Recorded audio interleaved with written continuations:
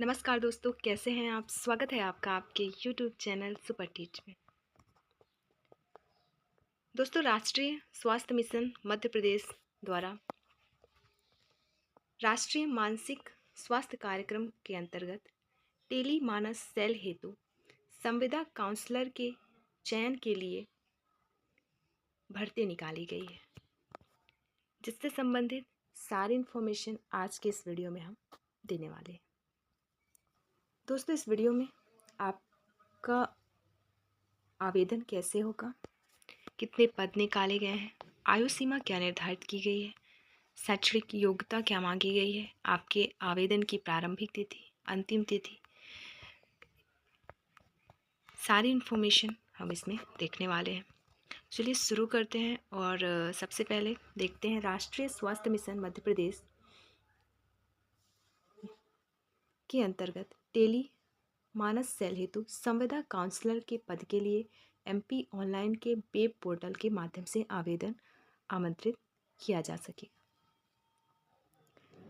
यह अनुबंध 31 मार्च 2024 तक के लिए होगा, जिसे आगामी वर्षों की वार्षिक कार्ययोजना में स्वीकृति अनुसार नवीनीकृत किया जा सकेगा।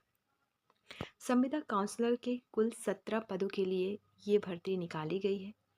किस संवर्ग के लिए कितने पद जारी किए गए हैं वो चीज़ें दी गई हैं यहाँ पे। आगे लिखा है, निःशक्तजन के लिए संविदा काउंसलर के रिक्तियों में से एक पद निःशक्तजन के लिए आरक्षित है। जिस श्रेणी का निःशक्तजन इन पदों के लिए चयनित होगा उसे उसी श्रेणी हेतु मान्य किया जाएगा। यह पद प्रत्येक श्रेणी की बिना वर्ग या ओपन नियुक्तियों में सम्मिलित है। दिव्यांगजन का आरक्षण क्षैतिज के आधार पर 6% का प्रस्ताव तैयार किया गया है। दोस्तों, लिखित परीक्षा और ऑनलाइन एडमिट कार्ड या हॉल टिकट की विस्तृत जानकारी आपको mponline.gov.in की वेबसाइट पर या iforms.mponline.gov.in की वेबसाइट पर मिलेगी। अब हम देखेंगे ऑनलाइन आवेदन की प्रारंभिक तिथि, त्रुटि सुधार की तिथि, अंतिम तिथि और अंतिम त्रुटि सुधार की तिथि। तो ऑनलाइन आवेदन आपके स्टार्ट है 22 मार्च 2024 से। त्रुटि सुधार आपके 2 अप्रैल 2024 से शुरू हो जाएंगे। फिर अंतिम तिथि है 18 अप्रैल 2024। अभी भी 18 दिन है आपके पास, जिन्होंने भी आवेदन नहीं किया है वो आवेदन कर सकते हैं। फिर अंतिम तिथि है त्रुटि सुधार की 19 अप्रैल 2024। अब हम देखेंगे शैक्षणिक योग्यता और अन्य पात्रता। शैक्षणिक योग्यता आपका master in clinical psychology, social work और other related discipline such as MA psychology या साइकोलॉजी, या फिर बैचलर्स इन साइकोलॉजी या सोशल वर्क या नर्सिंग विथ 2 साल का एक्सपीरियंस, और वो भी मेंटल हेल्थ में। और वांछनीय योग्यता में क्या मांगा है, तो experience in mental health care delivery and counselling में। आवेदन के समय आपको कौन कौन से दस्तावेज अपलोड करने हैं वो देख लेते हैं। तो सबसे पहले दिया है आपका हाई स्कूल सर्टिफिकेट परीक्षा की अंक सूची। दूसरा 12th की परीक्षा की अंक सूची। तीसरा आवश्यक अर्हताओं से संबंधित अंक सूची या अनुभव प्रमाण पत्र। अगला, उपरोक्त दस्तावेजों में अगर पीछे के पन्नों में भी जानकारी अंकित हो तो उसे भी आपको अपलोड करना है। फिर मध्य प्रदेश का मूल निवास प्रमाण पत्र, फिर जाति प्रमाण पत्र। अगला, सामान्य प्रशासन विभाग के परिपत्र जो क्रमांक दिया गया है दिनांक 29 जून 2021, जिसमें आर्थिक रूप से कमजोर के प्रमाण पत्र के संदर्भ में परिपत्र की कर्णिका 8.6 का पालन सुनिश्चित किया जाना है। आर्थिक रूप से कमजोर वर्ग के प्रमाण पत्र का सक्षम स्तर से जारी प्रमाण पत्र। आय एवं संपत्ति प्रमाण पत्र जारी होने की दिनांक से उस वित्तीय वर्ष के अंत तक 31 मार्च तक वैध रहेगा। फिर उपरोक्त समस्त दस्तावेज आवेदक के पास आवेदन करने की अंतिम तिथि तक होना अनिवार्य है। आवेदन करने की अंतिम तिथि समाप्त होने के उपरांत किसी भी दस्तावेज को स्वीकार नहीं किया जाएगा। नोट में दिया है, आवेदक आवेदन अपलोड करते समय आवेदन पत्र में कॉलम वार वांछित दस्तावेज अपलोड करते समय आवेदन पत्र में कॉलम वार समस्त जानकारियों का स्वयं परीक्षण करने एवं संतुष्ट होने के उपरांत ही फॉर्म को अपलोड करें, जिससे कि त्रुटि की संभावना नगण्य रहे। योग्यता की गणना के लिए 1/1/2024 आयु सीमा की बात करें तो आयु न्यूनतम आपका 21 वर्ष मांगा गया है और अधिकतम 40 वर्ष। अधिकतम आयु सीमा के संदर्भ में सामान्य प्रशासन के परिपत्र क्रमांक द्वारा समय समय पर जारी संशोधन लागू समझे जाएंगे। अनुसूचित जाति, जनजाति, अन्य पिछड़ा वर्ग एवं निःशक्त जन, महिलाओं, अनारक्षित या आरक्षित आदि के लिए अधिकतम आयु सीमा 5 वर्ष की छूट दी जाती है। अर्थात आप महिला हैं, चाहे आप अनारक्षित वर्ग की हों या फिर आरक्षित वर्ग के, और ST, SC, OBC और निःशक्त जन, तो फिर आपको 5 वर्ष की छूट दी जाएगी आयु सीमा में। आयु सीमा की गणना के लिए 10वीं उत्तीर्ण का प्रमाण पत्र या मार्कशीट या सरकार द्वारा अनुमोदित अन्य दस्तावेज जो आयु प्रमाण पत्र के लिए जारी किया गया हो, एक वैध दस्तावेज होगा और उम्मीदवार की आयु की गणना के लिए अन्य दस्तावेजों पर विचार नहीं किया जाएगा। आरक्षित श्रेणी के उम्मीदवार को अधिकतम 5 वर्ष की छूट दी जाएगी। उदाहरण के लिए ST, SC, OBC, महिला और विकलांग व्यक्ति, और अधिकतम आयु सीमा ऐसे उम्मीदवारों के लिए ही होगी यदि वे मध्य प्रदेश के मूल निवासी हैं। तो वेतन की बात करें तो वेतन यहाँ पे दिया जाएगा आपको 30,000 रुपये प्रतिमाह। आरक्षण नियम देखें तो आरक्षण नियम में बताया गया, मध्य प्रदेश राज्य आरक्षण नीति चयन और आयु सीमा में लागू की जाएगी, इसलिए SC, ST, अन्य पिछड़ा वर्ग और महिला और विकलांग व्यक्ति और आयु में छूट केवल मध्य प्रदेश के उम्मीदवारों के अधिवास पर लागू है। केवल मध्य प्रदेश के मूल निवासी ही आवेदन के लिए पात्र होंगे। आवेदन की प्रोसेस की बात करें तो इसमें लिखा है, उम्मीदवारों को निर्धारित तिथि या उससे पहले MP ऑनलाइन की वेबसाइट पर उपलब्ध ऑनलाइन आवेदन पत्र को भरना और जमा करना होगा। किसी अन्य माध्यम से प्रस्तुत किए गए आवेदन को वैध नहीं माना जाएगा।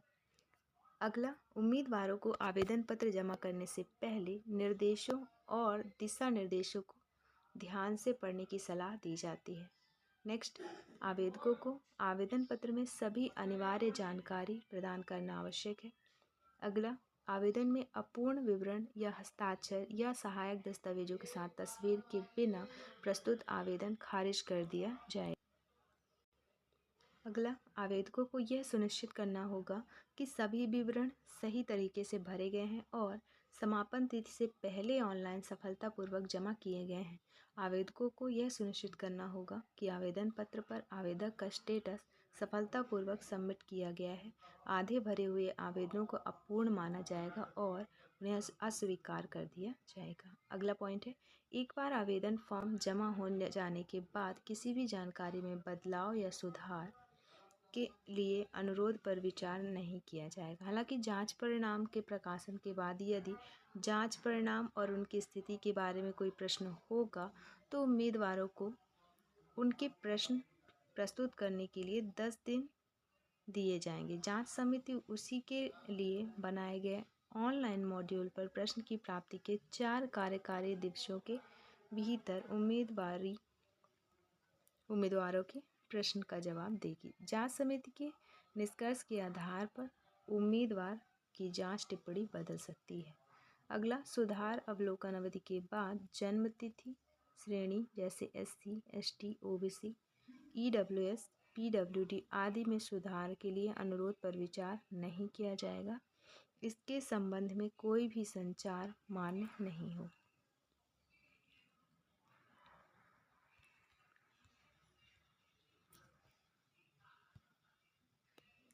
आगे विकलांग व्यक्ति के मामले के बारे में चीज़ें बताई गई है। फिर चयन प्रक्रिया संबंधी चीज़ें। तो विकलांग व्यक्ति के मामले में आवेदकों को निम्नलिखित श्रेणियों में पंजीकरण करना होगा, जैसे बहरे, कम सुनने वाले। फिर लोकोमोटर डिसेबिलिटी सम्मिलित है, जैसे सेरेब्रल पॉल्सी, कुष्ठ रोग मुक्त, बौनापन, एसिड अटैक पीड़ित, मस्कुलर डिस्ट्रॉफी। फिर ऑटिज्म, बौद्धिक दिव्यांगता, स्पेसिफिक लर्निंग डिसेबिलिटी और मानसिक बीमारी और बहुविकलांगता। फिर विकलांग हेतु आरक्षित पद के लिए जिला चिकित्सा बोर्ड द्वारा जारी विकलांगता प्रमाण पत्र भी प्रस्तुत करना होगा। चयन प्रक्रिया की बात करें तो चयन प्रक्रिया में बताया गया है, उक्त पदों पर चयन के लिए MP ऑनलाइन लिमिटेड द्वारा MCQ आधारित ऑनलाइन लिखित परीक्षा का आयोजन किया जाएगा। विभाग द्वारा अंतिम रूप से प्रदान किए गए पाठ्यक्रम के आधार पर MP ऑनलाइन लिमिटेड के माध्यम से CBT आधारित ऑनलाइन परीक्षा आयोजित की जाएगी। फिर परीक्षा केंद्र शहर जो हैं भोपाल, इंदौर, जबलपुर एवं ग्वालियर में उम्मीदवारों की वास्तविक संख्या के आधार पर परीक्षा केंद्रों या शहरों की संख्या में परिवर्तन किया जा सकता है। उम्मीदवार ऑनलाइन आवेदन पत्र भरने के बाद परीक्षा के लिए केंद्र की पसंद प्रदान कर सकते हैं। केंद्र का आवंटन निम्नलिखित आधार पर होगा, जैसे केंद्र की कुल संख्या की उपलब्धता और उम्मीदवारों द्वारा प्रदान की गई केंद्र प्राथमिकताओं के आधार पर। दूसरा, प्राथमिकताएं और उपलब्धता समाप्त होने के बाद MP ऑनलाइन द्वारा केंद्र की उपलब्धता के आधार पर किया जाएगा। फिर ई एडमिट कार्ड की बात करें तो ई एडमिट कार्ड को आप MP ऑनलाइन या एवं NHM मध्य प्रदेश की आधिकारिक website MP online limited www.mpionline.gov.in या iforms.mpionline.gov.in पर परीक्षा तिथि के 7 दिन पहले डाउनलोड कर सकते हैं। परीक्षा तिथि की घोषणा आपका MP ऑनलाइन और NHM की आधिकारिक वेबसाइट पर ही होगी। फिर आगे आपका दिया गया है न्यूनतम उत्तीर्ण अंक के बारे में। अगर आप अनारक्षित वर्ग के हैं तो 40% आपका क्वालिफाई नंबर होगा। EWS से हैं तो 36%, OBC के हैं तो 35% और SC ST के हैं तो 30%। उम्मीदवार की आवश्यक संख्या कुल पदों की संख्या से कम हो जाती है तो इस स्थिति में मिशन संचालक NHM मध्य प्रदेश आवश्यक रूप से न्यूनतम उत्तीर्ण अंक को कम करने के लिए सक्षम प्राधिकारी होंगे। दो उम्मीदवारों के बीच बराबरी की स्थिति में अवरोही क्रम में नीचे दिए गए विवरण के अनुसार वरीयता दी जाएगी। आयु में बड़े उम्मीदवार को पहले वरीयता दी जाएगी। दूसरा, एक ही जन्मतिथि उम्र के अभ्यर्थी होने पर उक्त पदों हेतु जो शैक्षणिक अर्हता रखी गई है उसमें शैक्षणिक योग्यता में प्राप्त अंकों के प्रतिशत में अधिक अंक लाने वाले को प्राथमिकता दी जाएगी। परीक्षा और चयन प्रक्रिया पूरी तरह से निष्पक्ष और पारदर्शी तरीके से की जाएगी। किसी भी व्यक्ति द्वारा प्रक्रिया को अधिक प्रभावी करके कोई भी लाभ देने की कोई संभावना नहीं है।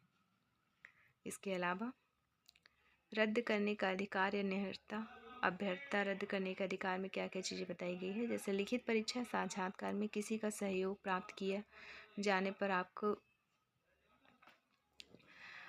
अर्हता रद्द कर दी जाएगी। प्रतिरूपण किया जाना, फिर किसी व्यक्ति से प्रतिरूपण का कार्य करवाना, कूट रचित अभिलेख प्रस्तुत करना, बाकी चीज़ें इसमें आपको दी गई हैं। अगर आप इनमें से कोई भी चीज़ें करते पाए गए तो आपकी अभ्यर्थता रद्द कर दी जाएगी। फिर स्थान आवंटन संबंधी चीज़ें दी गई है। आपका मेरिट रैंक और उम्मीदवारों की वरीयता के आधार पर आवंटित किया जाएगा। इसके अलावा दस्तावेज सत्यापन प्रक्रिया होगी। फिर निर्देश में आपका चयनित उम्मीदवारों को निम्नलिखित मूल्य दस्तावेज, परिचय पत्र, प्रस्ताव पत्र, मूल और छाया प्रति को निर्धारित समय के भीतर प्रस्तुत करने की आवश्यकता होती है। जैसे आप क्वालिफाई हो जाएंगे, क्वालिफाई जब आपका चयन होगा तो आपको ये डॉक्यूमेंट आपको लगेंगे जो आपके पास होना अनिवार्य है। चयन प्रक्रिया के सफल समापन के बाद और संविदा काउंसलर के रूप में नियुक्ति के बाद राष्ट्रीय स्वास्थ्य मिशन नियमों का निर्धारण और व्याख्या करने का अंतिम प्राधिकारी होगा। तो दोस्तों, हमने आपका अर्हता रद्द करने संबंधी अधिकार, इसके अलावा क्वालिफाइंग नंबर, आपका चयन प्रक्रिया, आयु सीमा और वेतन, सारी चीज़ें अब हम देख चुके हैं। अब हम देख लेते हैं थोड़ा सा जो बचा है आपका जो 17 पद के लिए भर्ती की जानी है, तो किन किन संवर्ग में ये भर्ती कितने पदों पर की जाएगी वो चीज़ें। तो कुल पद आपका 17 है। अनारक्षित वर्ग कि में ओपन के लिए 4 पोस्ट और महिलाओं के लिए अलग से 2 पोस्ट जारी किए गए हैं। फिर अनुसूचित जनजाति के लिए ओपन के लिए 2 पोस्ट और महिलाओं के लिए 1। फिर अनुसूचित जाति में ओपन के लिए 2 पोस्ट, महिलाओं के लिए 1। अन्य पिछड़ा वर्ग में ओपन के लिए 3 पोस्ट, महिलाओं के लिए 1। फिर EWS के लिए ओपन के लिए 1 पोस्ट निकाले गए हैं। फिर रिक्तियों में से मध्य प्रदेश की मूल निवासी दिव्यांगजन अभ्यर्थियां हैं। आरक्षित पदों की संख्या दृष्टिबाधित एवं कम दृष्टि के लिए एक भी पद नहीं, बहरे कम सुनने वालों के लिए भी नहीं है। इसमें सिर्फ लोकोमोटर डिसेबिलिटी सम्मिलित है, जैसे सेरेब्रल पॉल्सी, कुष्ठ रोग मुक्त, बौनापन, एसिड अटैक पीड़ित, मस्कुलर डिस्ट्रॉफी के लिए 1 पद निर्धारित किए गए। कुल मिला के 17 पदों पर यह भर्ती की जानी है। तो ये रही सारी इन्फॉर्मेशन आज के इस वीडियो में। अब